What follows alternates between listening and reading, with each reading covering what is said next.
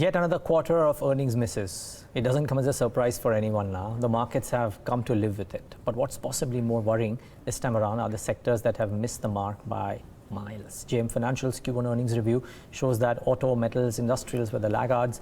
NBFCs, which are in use for all the wrong reasons, managed to perform relatively better on the other hand, maybe compared to expectations. Joining us now to make sense of how to decipher this earnings season is Suhas Harinarayanan of JM Financial Institutional Securities. Suhas, so good having you. Thanks so much for taking the time out.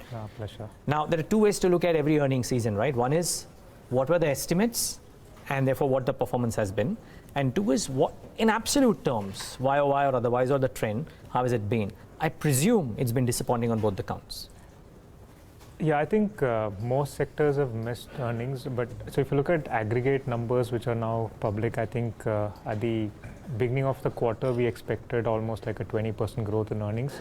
It's ended possibly at 6 to 7% in terms of YOY earnings growth. And the misses have happened at the sales, EBITDA and PAT level. But the big misses, so while as you mentioned, NBFCs or financials have reported strong numbers, that's one place where there's been a big miss. Right, the whole overall financials pack, and if you look at the large banks, there has been a big miss in some of the large banks, right, clearly. So that plus autos, because this slowdown has been continuing for far too long, and metals, these have been three sectors because of which the I think earnings miss has been this sharp. So you had as I said, earnings expectation of 20% and final growth of about 7%. While that's one part of the story in terms of what's the actual aggregate earnings and which are the sectors which have missed or done as per expectations, there's possibly one other aspect as well. I think something that we started tracking for last 2 quarters, like the capex guidance. This is what I call negative feedback loop. So about amongst the larger capex intensive sectors, which includes metals, industrials, about 11 to 12 companies have revised their capex downwards. Now that's something like a negative feedback loop, which could translate into lower demand, going forward, because there's been this talk about government capex crowding in private sector, but it looks as if we are actually seeing capex cuts. And doesn't look like the government is also crowding the capex. So I think I don't want to go by the first quarter numbers in terms of government spending, elections and all that. That clearly slowed down, right? But I'm expecting it to step up. Let's see how the monthly numbers pan out. But clearly, already given the auto sales are down, clearly your tax collections are going to be down as well. Right, so let's see how the spending pans out. But at least more importantly, what will happen is, I think based on conversations with government, etc., a lot of the stuck payments or delayed payments, that probably might be there might be an effort to release that which is largely stuck payments to SMEs and other mid-sized companies, right? That can possibly improve liquidity in the coming months. That's probably one expectation. But as I said, I think the bigger story is, apart from the earnings growth number itself and which sectors are missed, there's also the story of the capex cuts by companies. I just want to go back to the point that you made about the financials and how across the board there's been a disappointment. But ever since the IL&FS crisis, on a quarter-on-quarter basis, all of these banks have really tried to clean up. They tried to front-load, bad assets, and trying to make sure that they start off on a clean slate. Do you think that this comes to the end of it now? Because there was NBFC crisis 1, then NBFC crisis 2.0, and all the jargons that you could think of. Do you see that cycle changing now, considering that they're making the effort to clean up their books? No, I think... and that should be viewed positively. Yeah, so I think if you look at the beginning of the year, like March 19, looking into 1 year forward, we were expecting a 25 to 30% kind of earnings growth for the full year, with more than 50% of the earnings coming from the financials sector. Now, the earnings expectations between 20 to 25% because there has been cuts to earnings. But 65% of the earnings are expected from the financial services sector. So all that you mentioned in terms of cleanup, and it's already built into the numbers, right? And that's where the disappointment is happening. Maybe it's not. Even after that. Yeah, even after that, there's disappointment happening in some of the larger banks at this point in time. So, so whether it's a third wave of NPA, difficult to say, because NBFC a lot 3.0. Yeah, I mean, let's not call it NBFC 3.0. You can just call it, whatever it could be, retail 1.0, right? So I think. Yeah, actually. Yeah, so. It's. I mean, if you were a statistician, you can pull out some numbers and throw some probability to it. Yeah, I think there's some probability of a retail NPA increase, but it's difficult to call that at this point in time. So if most banking experts, banking CEOs talk about a possible NPA credit cycle in retail in the next, 1-2 years, right? So we just have to go by that. That's possibly there, but it's difficult to call at this point in time. Come in faster, right? And that's the worry, Suhas. We would want to talk about the capex thing that you mentioned as well, but just since we are on that point, what might keep on harming the bottom lines would be, for example, CG Power yesterday, and you know that the exposures that banks have, like Yes Bank, so there'll be further problem for that. Some other accounts might come about because there is malpractice in Indian corporates, right, which is hurting banks' bottom line. Then you might have the retail NPAs coming in, which might hurt the bottom line of the relatively insulated consumer financing NBFCs as well. So the earnings growth from financials might be under a cloud for the rest of the year. No, I think, clearly, I don't think you're going to upgrade those numbers. So there's possibly risk to those numbers. I think we have seen the earnings for next year. The lowest earnings growth I've seen for next year is 18% aggregate. The highest is possibly 24-25%. We just spoke to Andrew Holland. He said that's very optimistic. He said 10% to probably 12-13%. Yeah, I don't know, Andrew. I'm sure he's my first boss, so no, I'm not questioning him. So, yeah. No, but okay. So you're saying that 18 to 25 is the aggregate. Maybe CLSA's note suggested 18 to 21. But whatever the number is, you believe that there could be downside estimates to that? There could be. I mean, clearly to 25 there's a downside. Whether there's a downside to 18, we'll have to see. But I think, it does look as if, right now, sitting now, because we still, most earnings cuts happen at the end of first half, right? Because that's when analysts have a lot more information to, absorb and to, cut their earnings or to upgrade their earnings, right? And first half, at least first 5 months have been weak, right? The only bright spot, as we were discussing, is probably the rains, right? So, yeah. Or hopefully the upcoming festive season. Let's see if that. What does make you feel about autos? We were talking to RC Bhargava yesterday.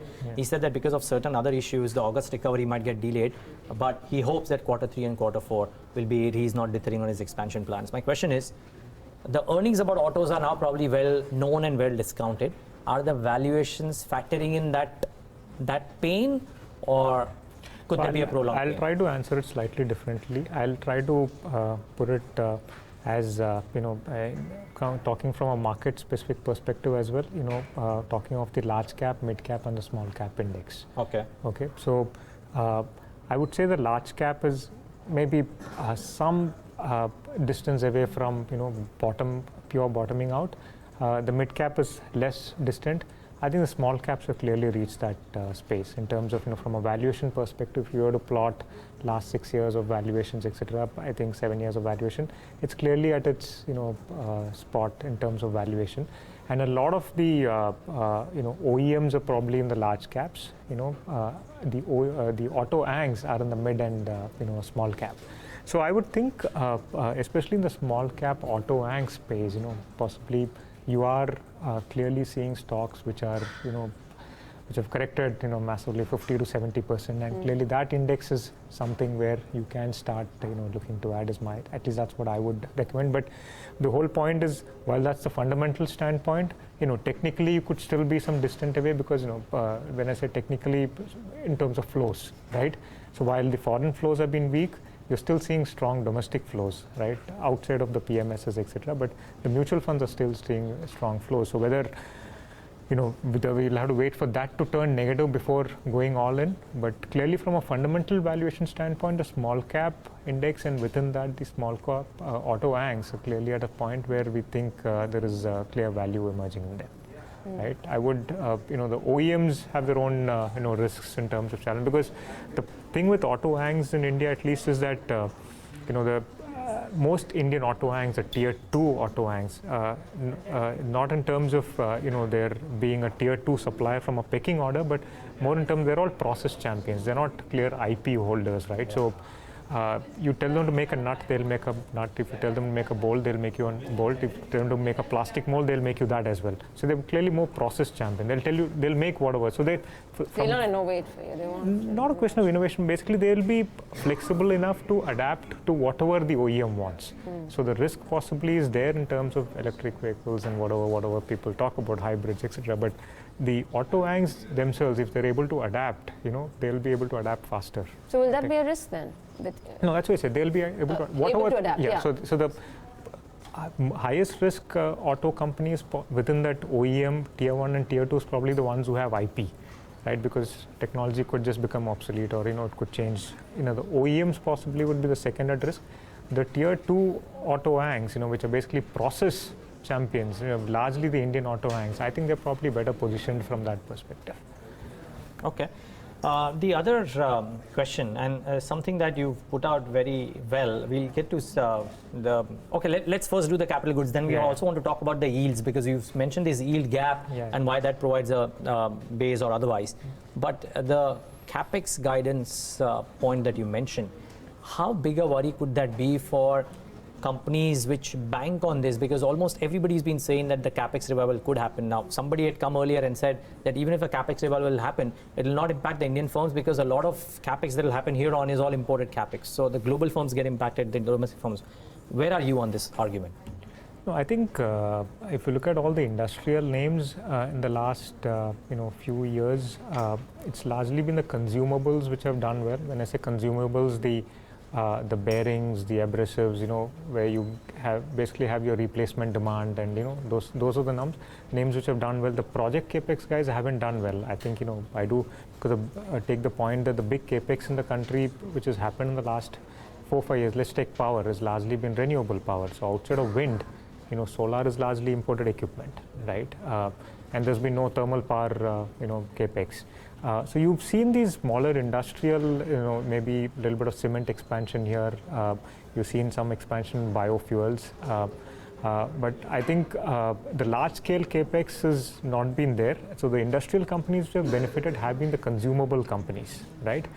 Now, both with the auto slowdown, because most industrial companies, consumable companies, have autos as 30 to 50% of their demand, right? So that will clearly play through for them.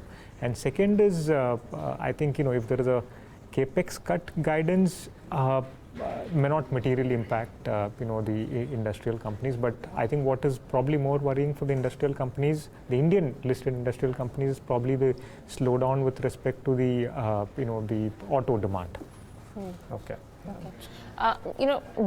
Other two sectors where obviously the focus lies in terms of being defensives. What did you make out of the consumer staples and the earnings that they posted, along with the volume growth, along with all the other various factors that are plaguing the industry right now? And IT, amongst IT also, when we've taken a look, today itself we did a piece on how HCL Tech is one of the cheapest IT companies, despite being able to guide for a better growth rate versus some of the other larger names. Do you feel it's still going to be, the go-to sector, not with regards to the big earnings boom, but just as a safer haven investment? Yeah, I think if you look at this quarter, consumer earnings were pretty decent. I mean, in terms of overall, PAT was actually largely in line, maybe, slightly here and there, but it's largely been in line, except maybe some of you would call the discretionary within, staples like biscuits or something like that, right? And that's probably more the discretionary within staples. But otherwise, the staples, one of the main surprises has been the paints, right? Yeah. Paints has been, phenomenal. Now we don't know whether we want to call it staples or discretionary within staples, right? So I think, I think consumers will remain a sector where I think it'll remain a defensive, except those discretionary within staples where you see possibility of steep earnings cut, which is what is happening, right? On IT, I think last year was, IT was the best performing sector in India. There are two angles there. One is the currency, and the second is the global growth. right? Our views in terms of currency, probably currency was a little overvalued until a few months back. Maybe due to a little bit of monetary expansion and the outflows that you're seeing from global EM money. Maybe that's the reason why the currency is probably depreciated, and that's probably helping IT at this point in time. But if there are global growth challenges, I think, IT, we will start talking about some of the, growth numbers for IT, maybe not now, maybe, 6 to 9 months down the line. Right, so IT, in our recommended portfolio, we're recommending more a neutralish stance, because we see two factors at play, and the global growth factor can be a negative maybe a year down the line. Despite it holding okay with regards to the which I think is largely holding because of the currency and the global growth, especially US, is still holding up. While the overall global growth is coming off, the US is still holding up from a global growth perspective, which is why it's a neutralish stance at this point in time. Staples, we are underweight largely because of our underweight in tobacco and also underweight in some of the discretionary part of the staples portfolio. Okay. My final question, Suhas, is on this analysis that you've done with regards to the yield gap valuations and the fact that the yield gap is now down to just 50 basis points from maybe 300 at the peak. How please explain this as to how do you use this as a benchmark?